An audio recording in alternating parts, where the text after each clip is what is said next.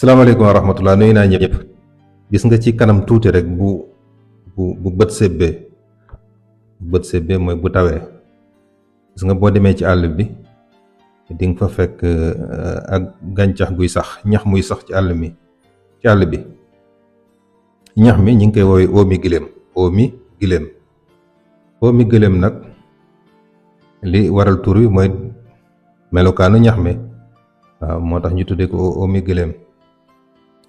gis nga dañuy wax ne xeeb nga fett mu taal daay, loolu moo nekk ci ñax moom mu gàncax gi lu mën a faj la. xëy na ñi miin tool yi dinañ ràññee ñax mi. ndeysaan tey bu ma fekkoon ci àll bi damay dem sëgg fa ñax ma sax ma wan leen ko, waaye dinaa dugal nataal bi xëy na mu dimbale ñenn ñi. gis nga oomi gëléem ñax mu mën a faj la. li ci jiitu mooy ñi nga xam ne seen tànk yi dafay faral di sadd. am na ñi nga xam ne yaram buy sadd dafa leen sonal, surtout ci seen wàllu tànk yi sadd néewi lool ba jaaxal leen.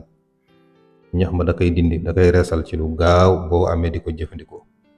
gàncax gi ñu waxtaanee waaw.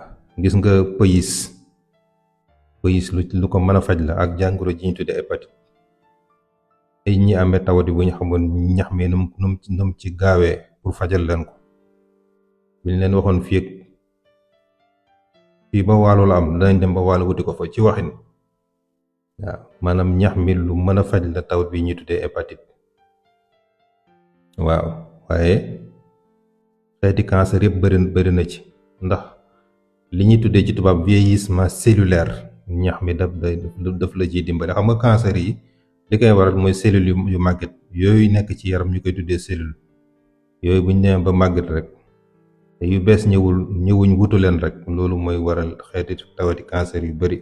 te loolu ñax mi dafa bokk ci yi nga xam ne daf koy fajal nit.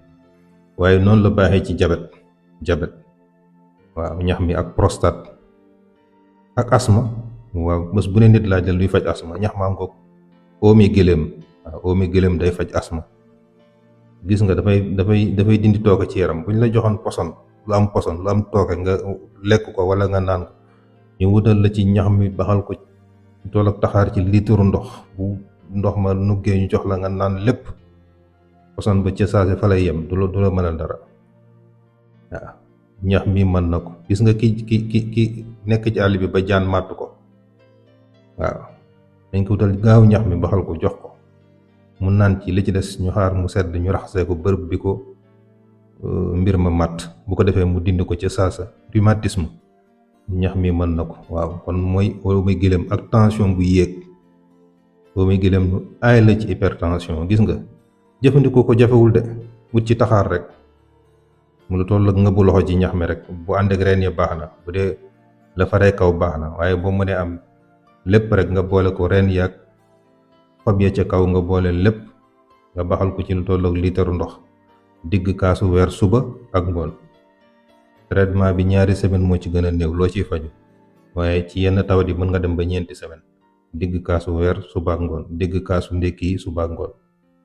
yii may wax ci tawat yépp oomi gëléem waaw man na ko faj. mooy ñax mi nga xam ne moom laa leen indil, te ngeen gis ko mu nekk ñax mi nga xam ne dafay taxaw jub ko ci yenn saa yi, tolloog bu guddee ba gudd 1 mètre.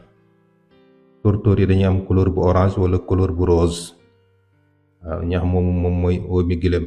gis nga ba ci gone gi nga xam ne léppam dafa yéex a wax, yéex a dox, xale bu xaw a yàmp, xale bu xiiboon, wutal ñax mi rek nga baxal ko ci ndox mu bari nga di ko sàngee. bu dee gone gu yéex a dox day dox, bu dee gone gu yéex a wax da ko ciy dimbale. waaw kon nag ñax moomu laa leen indiloon tey, gàncax googu laa leen indiloon mooy oomi gëléem. bu nawet jotee bu mu wax dëgg yàlla dafay sax bari lool ci àll bi, xëy na am nañu ko mën a ràññee. bul